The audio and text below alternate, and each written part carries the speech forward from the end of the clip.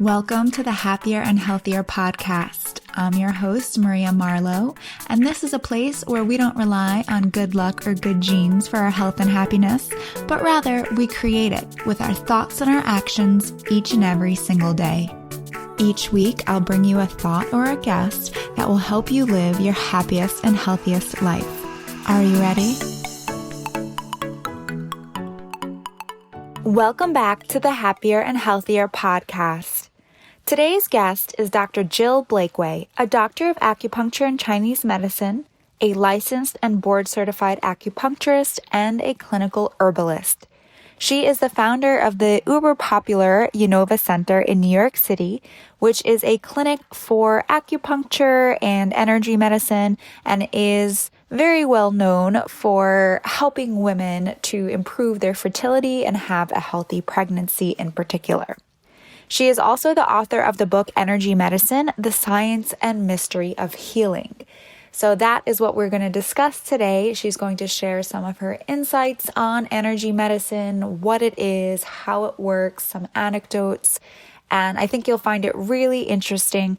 If you haven't tried acupuncture or other forms of energy medicine before and you're interested, this will be a great introduction to it. And I think by the end of it, you will want to give it a try. We're also giving away a free copy of her book, Energy Medicine, The Science and Mystery of Healing. So in order to enter to win, head over to my Instagram at Maria Marlowe, and Marlowe is spelled M-A-R-L-O-W-E. Before we get started, I want to take a moment to share with you about a couple brands that I love and help make this podcast possible. If you're looking to improve your health, and especially if you want to improve your digestion, you have to check out the probiotic brand Hyperbiotics. It's the most effective probiotic that I've found on the market, and it's the brand that I personally use and recommend to all of my clients. It's so effective because it's made with 15 different strains of probiotics that have been scientifically shown to benefit digestive and overall health, including weight management, reproductive health, and mood. They're also clinically shown to be 15 times more effective than the common probiotic capsules that you'll find at the health food store. Hyperbiotics has helped many of my clients and myself get rid of bloating, increase regularity, and maintain a flat stomach and healthy digestion. For being so high quality, you expect them to be super expensive, but they're extremely affordable at just $25 for a 1-month supply. Plus, you get an additional 20% off with the code HYPERMARIA. Head to hyperbiotics.com, that's hyperbiotics.com, and use the code HYPERMARIA for 20% off. This podcast is brought to you by my Healthy by Marlowe nutrition course, the 8-week online, science-backed, doctor-approved course to help you slim down, improve your health, and most importantly, better understand and love your body. You'll learn how to tailor your diet to your unique needs so that you can banish bloating, improve your mood and energy, and slim down, all the while eating hearty, healthy meals that will keep you feeling energized and satisfied. Head to mariamarlowe.com/nutrition-course to start today. Jill, thanks so much for coming on the show. Maria, thank you for having me on your show. So before we dive into your book, I'd love to learn a little bit more about your background and how you came to be interested in energy medicine.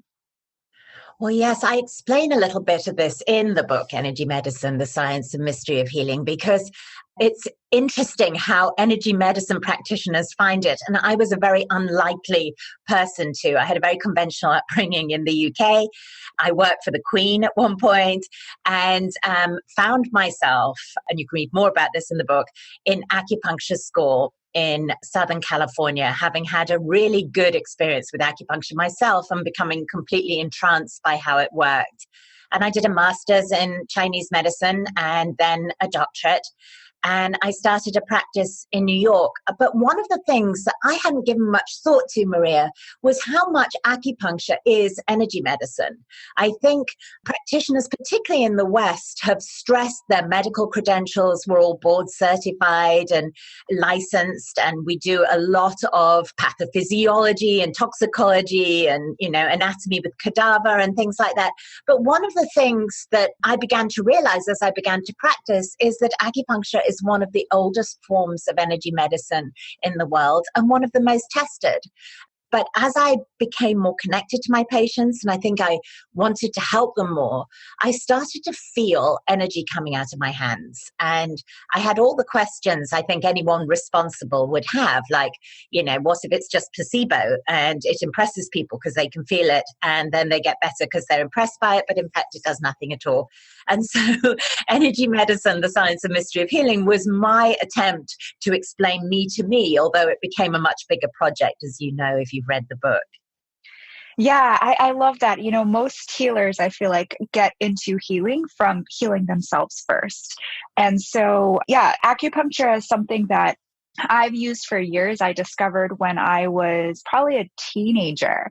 And I just remember going in there with my mom, going into this office of this local Chinese medicine doctor. And there was a woman coming out, who had finished before me. And she just walked out and she said, "I don't know how this stuff works, but it works." And, she just left. And I was like, oh, okay. And I did also have a very positive experience from using acupuncture. So let's dive a little bit deeper into energy medicine. So you mentioned that acupuncture is one form of energy medicine, but what are some other forms of energy medicine and what exactly is it? Well, energy medicine describes any of those modalities that diagnose or treat by manipulating the electrical energy in a cell. And that sounds a little woo, but actually, as my book showed, it's measurable these days. But the way I explain it to patients is this: your energy is everything about your body that isn't skin and tissue and bone. So to a certain extent, it's your mind and your feelings and your beliefs and even your memories. But more importantly, when it comes to your health, or as importantly, when it comes to your health, it's also all the ways your body has awareness. And most of the decisions your body takes are taken outside of the mind. They're what's called autonomic, respiratory decisions, cardiovascular, metabolic, reproductive. And to do that, the body has to have a very complex feedback system and ability to communicate. And in your body, every cell knows who it is and where it is and what it's supposed to do. Every organ system coordinates its activities with other organ systems. And that requires a form of intelligence. And that is, I believe, what the ancient Chinese were referring to as qi. Your body's intelligence, its consciousness, its ability to communicate. And so acupuncture affects that intelligence. It's very good at bringing people back into balance because of it. But people also use hands-on healing, and I describe some hands-on healers in my book, particularly some amazing ones I met in Japan. The placebo is, if you think of it this way, a way of influencing the mind to control the body's intelligence. So it is, in fact, part of energy medicine and not necessarily the enemy. And that doesn't mean that all the other parts of energy medicine are just placebo, because they're not. Or at least in my book, I found that they were very measurable and their outcomes were measurable. And also that you can do energy medicine studies on animals. So it's a very broad field, but really what it's doing is prompting the body's intelligence to bring people back into balance. So you mentioned that the energy can actually be measured. So can you speak a little bit more to that? I looked at lots of studies for this book, but to start with, you can measure the energy coming out of energy healers' hands. And it is, in fact, a very low frequency. And interestingly, it's the same frequency that orthopedic hospitals use to heal bone and soft tissue. They do it by sort of plugging it into a current. But Qigong masters, who are very highly trained energy workers from China and throughout Asia, they produce the same frequency, which I think is quite interesting. And one of the stories I love in my book is the story of Dr. William Bengston at City University in New York. And Dr. Bengston learned an energy medicine technique that was a hands-off technique. So it was relying on the frequency emitted from the hands. And he decided to test it in the lab. And so he took mice that were specially bred to have cancer. I know this is sad for the mice, but I want to reassure your listeners that these particular mice have a happy ending. And they gave them breast cancer. And those mice always die on day 27. That's how pharmaceuticals and treatments for cancer are measured, if the mice can stay alive a little bit longer. And what Dr. Bengston found was with this technique, the mice recovered. And not only did they recover from the breast cancer, but when they were re-injected with the cancer, they could no longer get it. Their immune systems were permanently changed. And so what Dr. Bengston did, which makes sense, is he realized that this was only interesting if it was replicable. Good science needs to be replicable. We all have to, stand on each other's shoulders as we move forward and use each other's research. And so he took a group of skeptical colleagues and students. He taught them the technique, and they too could do it. Anyone could do it. It wasn't, someone specially skilled or anything like that. And what I like about this story is not only have they done this on thousands of mice, and thousands of mice have reversed their own cancer with an energetic prompt, but of course, mice don't know they're supposed to get better. So it takes out the effect of the mind on the body and expectation, which I think is interesting. And then I love the fact that it's replicable, because I think people start to think there are very special healers out there and they have to find one. But the truth is, we can all do this. It's our birthright and it's relatively simple. Wow, that study sounds fascinating. And I think it just really underscores the fact that there is something to the energy healing beyond the placebo effect. I'm curious, I know that you've met a lot of interesting people along the way while you were researching this book. Are there any other researchers or anecdotes that really stand out that can explain energy medicine a little bit more, or just add some color to why we, someone who maybe needs some healing should look into energy medicine? Well, I'm going to give you two, and I'm going to do one scientific one and one slightly more mysterious one, because the book is called Energy Medicine, the Science and Mystery of Healing. So HarperCollins very kindly let me wander around the world talking to healers, but also scientists, about how we communicate with each other on this level and what information is passed. So I was very lucky to meet a man called Dr. Robert Jahn. Unfortunately, what was the end of his life, he was very elderly when I met him, and he has subsequently died. But he was the Dean of Engineering at Princeton University. And I always think, Maria, that Princeton University Engineering Department is probably the least woo place imaginable because they actually make machines. But Dr. Zhang had a female grad student who wondered if she could create a machine that could be moved by the human mind. And Dr. Zhang told me that he didn't think for a moment she was going to pull this off, but he thought it would be an interesting grad student project. But she did. And to cut a long story short, thanks to decaying atomic material, she created what's called a random event generator, a machine that spits out random numbers. And what she found is that when people focused on it with emotion, with feeling, the numbers became less random. And when lots of people focused on it with the same feeling, the numbers became less random in a way that was statistically impossible.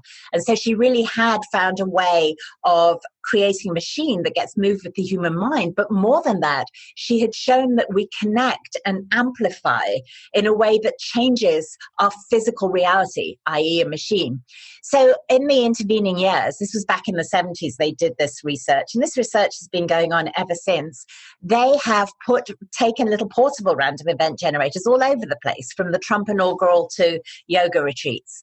And what they found is that love and compassion have the greatest healing effect, the greatest transmittable effect and effect on the machine. But fear and cruelty also have an effect on the machine, and it's not far behind, and it spreads like a virus, which means that we have to be careful what we feel and what we transmit to each other, because it starts to amplify and it starts to change the physical world we live in. And that's the meaning of those Princeton studies, which brings me to my second really lovely healer, a man called Hiroyuki Abe, who is a monk in Osaka, Japan. And I was told to go and see him by San Francisco State because they'd done physiological testing on his body. And a lot of my book is about what happens in healers' bodies, including my own, while we're working. And I was a little reticent, Maria, to go and see him, to be honest, because it's a long way, Japan, and I love it, but I was busy. And so I talked to a patient of his, a man called Yuval Oded, who lives in Israel, and he's a research psychologist. And Yuval had a baby that was born blind. And he took the baby in desperation, he and his wife, to see the monk, Hiroyuki Abe. And they wheeled the baby in every day and not much happened. And on the fifth day, Yuval was feeling a bit despondent. And as a researcher, he was feeling a bit sort of like he'd been silly to, try and find such a miraculous treatment for his son's blindness. But they wheeled the baby out and he squinted his eyes and they realized he could see the light. And when I talked to Yuval, the baby was 4 and could still see. And I headed off to Japan to meet with Hiroyuki Abe, who was the most magical healer and continues to teach me weekly to this day on Zoom, and is an amazing, probably the best healer I have ever seen. And I've seen some very good ones. But the reason these two stories tie together, Maria, is that one of the things that Hiroyuki Abe does is make people feel incredibly safe. And I began to realize that people heal themselves when they feel safe. And that that is part of that study at Princeton, that love and compassion changes reality, but also fear and cruelty. And so Hiroyuki Abe's great love and compassion for all people, which is very genuine, and his lack of judgment for people is an important part of his ability to heal them. That's so fascinating. And when you're saying this, it just reminds me, I've had quite a few doctors, functional medicine, integrative medicine doctors on the show. And a topic that comes up quite frequently is autoimmune conditions, which are on the rise. More and more people are getting them. And in the functional world, childhood trauma or really any trauma is associated, right? They believe that is one of the key components or triggers. Other things have to happen as well, but that is one of the key triggers for autoimmune conditions. And I've had some, again, same doctors who have had, their own autoimmune diseases, and they did all the food and the exercise and this and the that and the detox and all the stuff, but it was healing that emotional aspect and loving themselves a little bit more and just dealing with whatever emotional things that they needed to deal with. Once they did that is where they saw the most healing. So it's really interesting to hear these stories and to hear the story of this Japanese healer. I'm curious, you've mentioned a few times that we heal ourselves, right? We go to a healer, but the healer is not necessarily the one doing the healing. We're still the ones doing the healing once we feel safe, right? So for the average person, how can they tap into that? How can they start to heal themselves? Well, I give exercises throughout energy medicine, actually, because I wanted people to be their own healers.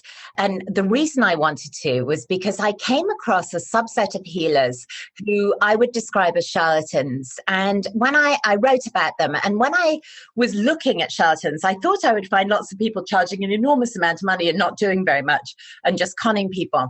And I saw the occasional one like that. But actually, the subset of people who worried me the most were people with talent who used it to be exploitative and manipulative and have power over other people. And as I thought about this, I realized that the best way of encouraging people not to fall into that trap and let people have power over them was to explain to them how to have power over themselves. So I went back over the book and wrote exercises all the way through.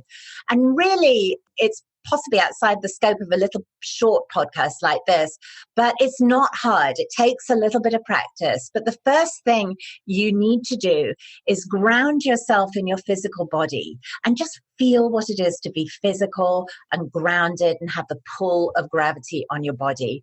And then divert your attention from your mechanical physicality to your body's intelligence. And I do that with patients all the time. I do energy work over video with patients where I guide them to heal themselves rather than do healing on them so that they can be independent of me and spread the word. And so you just draw your attention to your consciousness. And I have techniques to do that in the book. And then you can start to move that consciousness wherever you want with your mind. So you're using one aspect of your energy system, your mind, to affect another aspect of your energy system, which is your body's intelligence, the kind of decisions your body takes outside of your mind.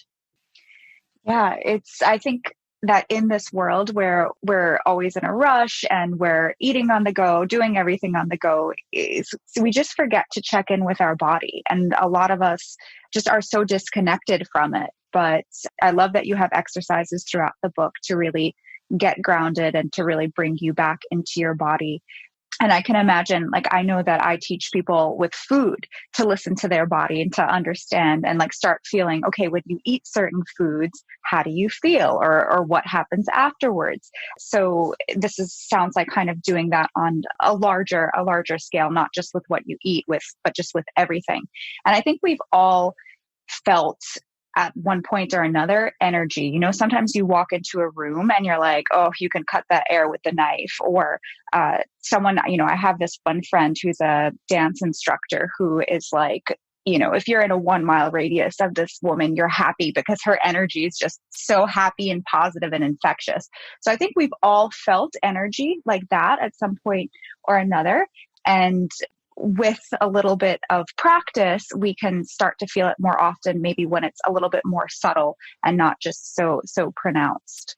Yes, I think that's true. And in fact, those studies at Princeton that showed that when we band together, we change our possible futures in some ways because we affect a physical machine, is something that we've all felt when we've been to a live music concert or even a yoga retreat or something where you're with a group of like-minded people enjoying the same thing and you start to have a feeling that transcends that moment.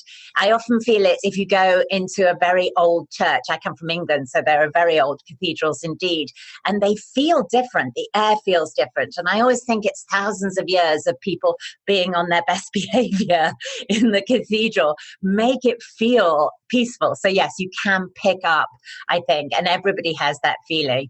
And in fact, everybody experiences versions of this. In my book, I looked at a study at the University of Connecticut that put two people in separate MRIs, and when one thought about the other, their brainwaves synced up, which is fascinating.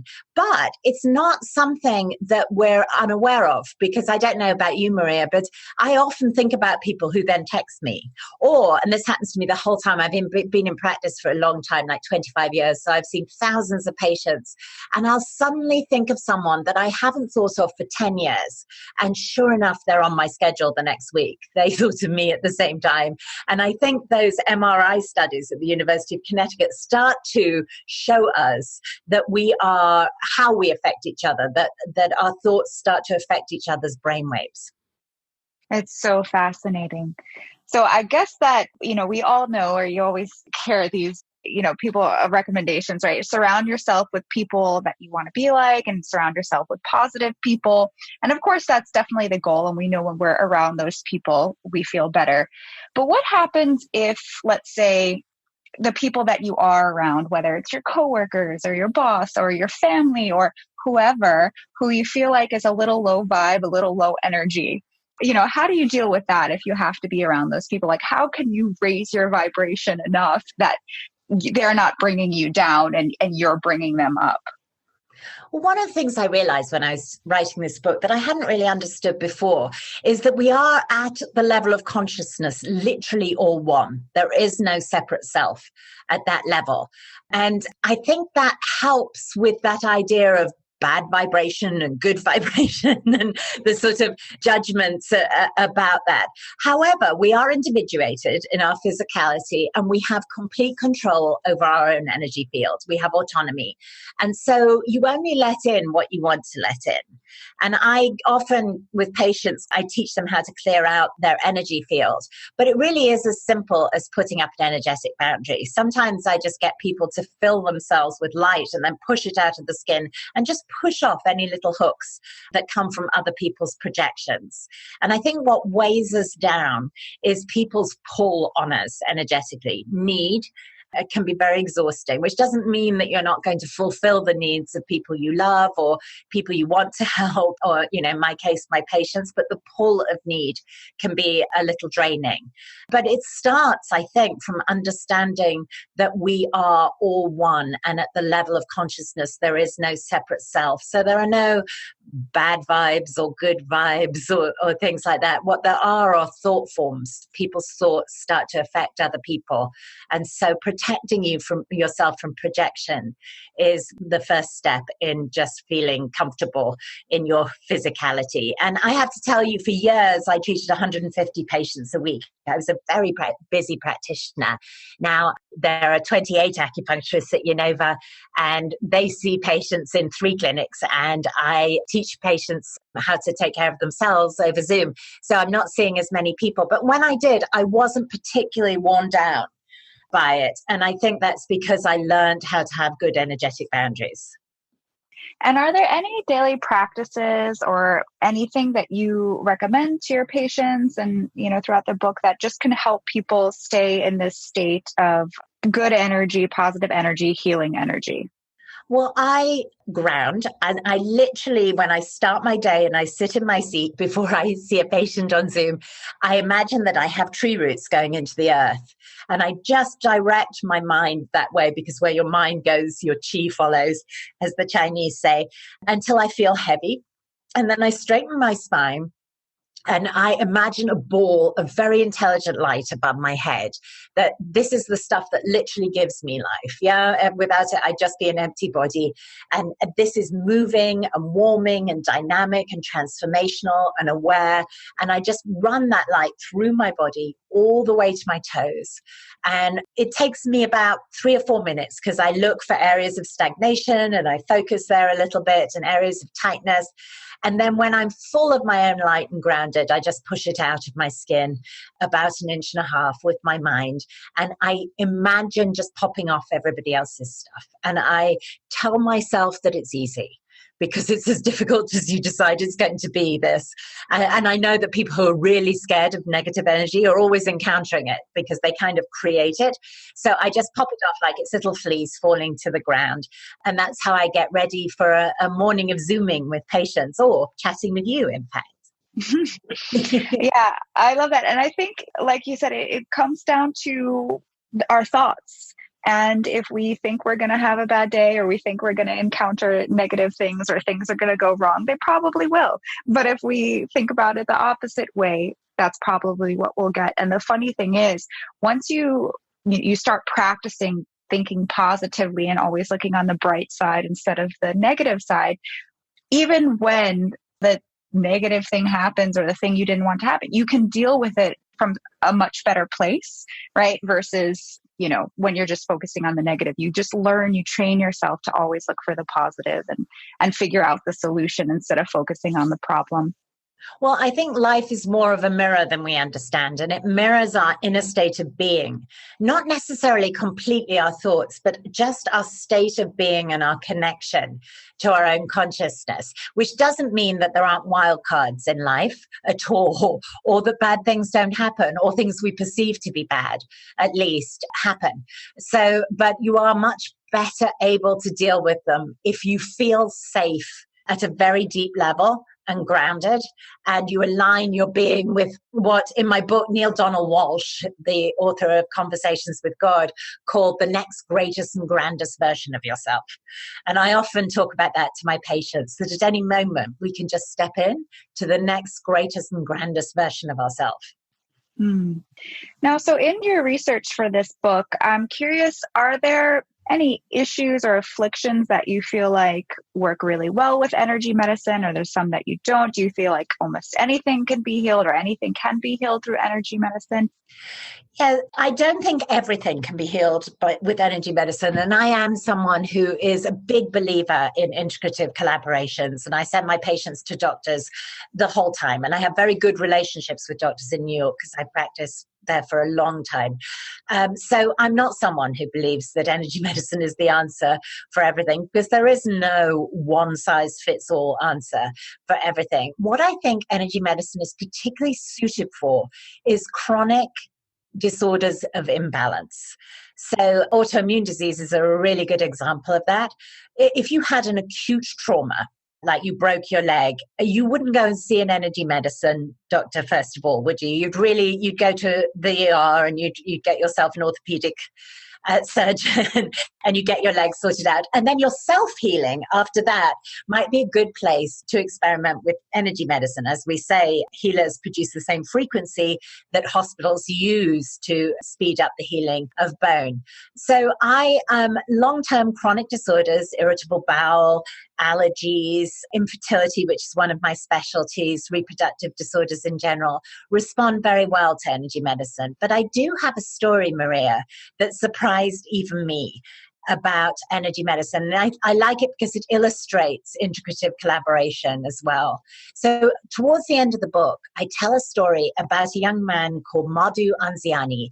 And when Madhu was a student at San Francisco State, he fell out of his dorm room window and broke his neck. And he was paralyzed from the neck down. He was tetraplegic. He was in a coma for a long time. And when he woke up, he was told that he would never walk again. His spine was 99% severed. And that was considered something he could not recover from and be able to walk. And Madhu was in UCSF, which is an excellent hospital, and he got very good surgery and very good care. But one day he was lying in his bed and he made a sound, and he felt the vibration of the sound going through his body. And he was only 23, but he had the wherewithal to realize that if he could feel the vibration, he had some nervous system left. Otherwise, he wouldn't have been able to feel it. And so he started to make lots of sounds. He started to learn tones. Someone brought in a Tibetan prayer wheel, and his father would hold him up and hold his hand so that he could move it.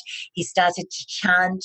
And at one point, a nurse said to him, Madhu, you need to stop thinking that you're going to cure yourself and get better and work out how to be the best tetraplegic you can be, which I think was well-meaning. It sounds cruel, but I think she was trying to, get him to accept what she perceived to be his reality. And he told her, no, I'm going to walk out of here. And he said to me, Jill, I wasn't stupid. I knew I would probably spend the rest of my life in a wheelchair, but I never allowed that belief to permeate my being. And I just tried to live in joy, which I thought for such a young person was incredible. And so Madhu lay in his hospital bed, living in joy and not allowing his diagnosis to permeate and making these sounds. And true to his word, he walked out of the hospital 3 months later on a walker. He was a bit wobbly. But a year later, he told me I got on a plane to go and see my family in New York from California, and like a normal person. And what I like about this story, Maria, is that Madhu didn't do this all on his own. He had great surgeons, he had great nursing, he had great occupational therapy and physical therapy. But there is no doubt that the vibration he created down the spine, and sound is a form of energy and, just a frequency, helped his spine to heal in a way that created a sort of miraculous recovery that everybody was blown away by. And it also had something to do with his mind. It also had something to do with how he held his state of being. And so for me, it is the perfect energy medicine healing story, because it's not about energy medicine being the only thing that works, but it is about frequency and the information that gets carried by frequency having a very healing effect on the body. Wow, that's incredible. That's a really incredible story. So I'm sure you do, over the years, I'm sure you have come across skeptics. So I'm just curious, what would you say to someone who thinks that this is a little too woo-woo? Well, I wrote this book for you, actually. HarperCollins asked me to write a book that didn't alienate skeptical people. A lot of books on energy medicine, they felt you needed a reasonable amount of buy-in to even read the book. Do you know what I mean? You had to believe in something. And so they wanted me to look at the science of energy medicine and see what was measurable. So I would actually say, read this book. For instance, one of the things I did was submit my own body to science for the book. And we did an EEG of my brain and an EKG of my heart when I was giving acupuncture. And what we found is that my heart and my brain go into the same frequency when I'm working. It's called internal coherence or heart-brain coherence. And it's something I do quite naturally by manipulating my autonomic nervous system. And I do that with my breath. I taught myself to do that unconsciously, because I think I just wanted to help people a lot. But it seems to be important and also very measurable. And then the interesting thing, Maria, is that the patient's heart then goes into the same frequency as mine. And when we're all going at the same frequency, when I'm in heart-brain coherence and the patient's heart starts to emit the same frequency as my own heart, that appears to be when the magic happens and information gets passed from one human being to another. So I would say to skeptics, look at what is measurable. Not all of it is measurable by any means. We've got a long way to go. I give a very detailed explanation of how the electromagnetic nature of acupuncture that's based on very firm clinical research that came out relatively recently. So have a read of this book and see if it changes your mind. I wrote it to make you ask interesting questions. And I do think that any kind of dogma ends up creating confirmation bias, yeah? And skepticism can be a dogma too. There are professional dogmatic skeptics who are determined not to believe things. But if you have an open mind, an open skeptic was my ideal reader, and I'd be really interested to hear what you think and whether I proved my case when you get to the end of the book. Yeah, I think you have a lot of fascinating research. So I think only the most dogmatic of skeptics would still not be interested in even trying it, at least. I'm curious, what role, I know you have a chapter on this in the book, what role does spirituality have in energy medicine? Well, it's interesting because spirituality does have a role, but it doesn't need to have a role at all. And people with all sorts of spiritual beliefs are able to practice energy medicine. And going back to Hiroyuki Abe, who is very devout, but he's a monk, he sees the goddess of mercy when he heals. I asked Dr. Eric Pepper, which I think is a beautiful name, Dr. Pepper at San Francisco State University, who had studied Hiroyuki Abe, for his take on that. I was like, is he really seeing the goddess of mercy? Why do other people not see the goddess of mercy? What if you've never thought about the goddess of mercy? I had lots of questions. And Dr. Pepper said to me, I think people create avatars in order to access this extraordinary matrix of energy that we live in. And because he's a Shinto monk, the goddess of mercy makes sense for him. I interviewed a woman in Long Island who teaches a lot of the psychics and mediums on Long Island, and she is Catholic. She's an elderly Catholic grandma, and she sees angels when she heals, which makes sense within her own frame of reference. So I think very broadly, we're accessing a matrix of energy that is beyond our understanding, a matrix of energy that the ancient Chinese called the Tao, and that Lao Tzu said the Tao that can be spoken of is not the real Tao, meaning that it is huge and complex and bigger than our human ability to understand. And we have, of course, all of us anthropomorphized God in some way. No matter what your God is, he's more human than godlike, because we don't have the experience for the hugeness of the Tao or God or our source or whatever this is. So I do think that energy medicine is a connection to a much bigger source. It is a connection to our collective consciousness. I think we couldn't heal each other if we weren't literally each other at this level. So it is a very spiritual experience. And writing this book changed me spiritually in ways that I couldn't have predicted ahead of time, and has given me enormous peace, actually. I feel like, having written this book and having spoken to all these healers and scientists about the energy that heals us, one of the things that I have learned is that I'm safe, that I bubbled up out of the Tao into the physical, and that I will bubble back down at some point, and all the way through that process my consciousness will never end, and that I'm safe, and it's given me an extraordinary amount of peace. Well, this book, it sounds fantastic. I have not read it yet, but I am excited to dig into it because it just sounds like a wealth of information.